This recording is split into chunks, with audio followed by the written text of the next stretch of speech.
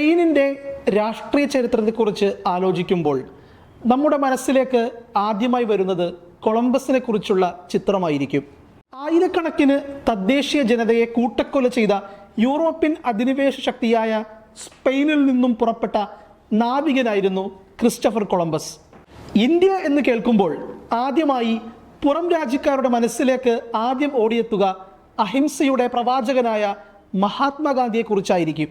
ഇതിപ്പോൾ ഇവിടെ പറയാനുണ്ടായ കാരണം എന്താണെന്നല്ലേ? പറയാം. അധിനിവേശ ഹിംസകളുടെ പാരമ്പര്യം പേറുന്ന സ്പെയിനിൻ്റെ പ്രധാനമന്ത്രി പെട്രോ സാഞ്ചസ് ഗസയിൽ കൂട്ടക്കൊല തുടരുന്ന ഇസ്രായേലിനെ അന്താരാഷ്ട്ര കായിക വേദികളിൽ നിന്ന് വിലക്കണമെന്ന ആവശ്യവുമായി രംഗത്ത് വന്നിരിക്കുകയാണ്. വെള്ളവംശീയതയുടെയും കൊളോണിയൽ അധിനിവേശത്തിൻ്റെയും പാരമ്പര്യമുള്ള സ്പെയിൻ ഇന്ന് കണ്ണിൽ ചോരയുള്ള നിലപാട് കൈക്കൊള്ളുമ്പോൾ കൊളോണിയൽ വിരുദ്ധ പോരാട്ടത്തിൻ്റെയും ഗാന്ധിയുടെയും നാട്ടിൽ സമീപ ദിവസം ഡൽഹിയിൽ സ്മോട്രിച്ച് പരവതാനി വിരിച്ച് സ്വീകരിക്കപ്പെട്ട വിശിഷ്ട അതിഥിയായിരുന്നു. എൻ്റെയും നിങ്ങളുടെയും ചെലവിൽ അയാൾ തലസ്ഥാന നഗരിയിൽ ഉണ്ടുറങ്ങി. ഈ രാജ്യം ഒരിക്കലും ഇങ്ങനെ ആയിരുന്നില്ല എന്ന് വരും തലമുറയോട് നമുക്ക് പറഞ്ഞു കൊടുക്കേണ്ടതിൻ്റെ ആവശ്യകതയാണ് ഇതെല്ലാം കാട്ടിത്തരുന്നത്. കരയാക്രമണത്തിൽ ഇസ്രായേൽ നിർബാധം കൂട്ടക്കുരുതികൾ തുടരുകയാണ്. ചൊവ്വാഴ്ച ദിവസം അവസാനിക്കുന്നതിന് മുമ്പ് തന്നെ 68 മരണങ്ങളാണ് ഗസയിൽ റിപ്പോർട്ട് ചെയ്യപ്പെട്ടത്. ഇസ്രായേൽ പ്രസിഡന്റ് ഐസക് ഹെർസോഗ്, പ്രധാനമന്ത്രി ബെഞ്ചമിൻ നെതന്യാഹു, മുൻ പ്രതിരോധ മന്ത്രി യാവ് ഗാലന്റ് എന്നിവരുടെ പ്രസ്താവനകളിൽ നിന്നും ഉത്തരവുകളിൽ നിന്നും ഗസയിൽ നടക്കുന്നത് ഒരു വംശഹത്യയാണെന്ന് തിരിച്ചറിയുകയാണ് എന്ന് പറഞ്ഞത് ഐക്യരാഷ്ട്രസഭയുടെ സ്വതന്ത്ര അന്താരാഷ്ട്ര കമ്മീഷൻ അധ്യക്ഷ നവി പിള്ളയാണ്.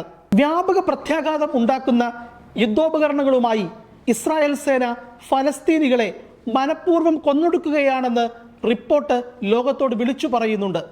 ഗസയിൽ ഇതിനോടകം കൊല്ലപ്പെട്ട 65,000-ഓളം പേരിൽ 20,000 പേരും കുട്ടികളാണ് എന്നതും ഓർക്കപ്പെടേണ്ടതാണ്. ഇസ്രായേൽ അധികൃതരുടേത് മാനവരാശിക്ക് എതിരെയുള്ള കുറ്റകൃത്യമാണ് എന്ന ഉപസംഹാരത്തോടു കൂടിയാണ് റിപ്പോർട്ട് അവസാനിക്കുന്നത്. അപകീർത്തികരം, വ്യാജം, അപമാനകരമായ പ്രസ്താവന എന്നൊക്കെയാണ് ഐക്യരാഷ്ട്രസഭയിലെ ഇസ്രായേലിൻ്റെ സ്ഥിരം പ്രതിനിധി ഡാനിയൽ മെറൂൺ ഐക്യരാഷ്ട്രസഭയുടെ കണ്ടെത്തലിനെ വിശേഷിപ്പിച്ചത്. ലോക മനസാക്ഷിയെ തൃപ്തിപ്പെടുത്താൻ ഇസ്രായേലിന് ഈ പ്രസ്താവനയിലൂടെ ഒരിക്കലും സാധിക്കില്ല. ഇതാദ്യമായല്ല ഇസ്രായേൽ ഗസയിൽ നടത്തുന്നത് കൂട്ടക്കുരുതിയാണ് എന്ന ആരോപണം ഉയർന്നു വരുന്നത്. 2023 ഇസ്രായേൽ നടത്തുന്നത് വംശഹത്യയ്ക്ക് തുല്യമായ നടപടികളാണെന്ന ആരോപണവുമായി സൗത്ത് ആഫ്രിക്ക അന്താരാഷ്ട്ര കോടതിയിൽ സമർപ്പിച്ച കേസിന്റെ നടപടികൾ ഇന്നും തുടരുകയാണ്.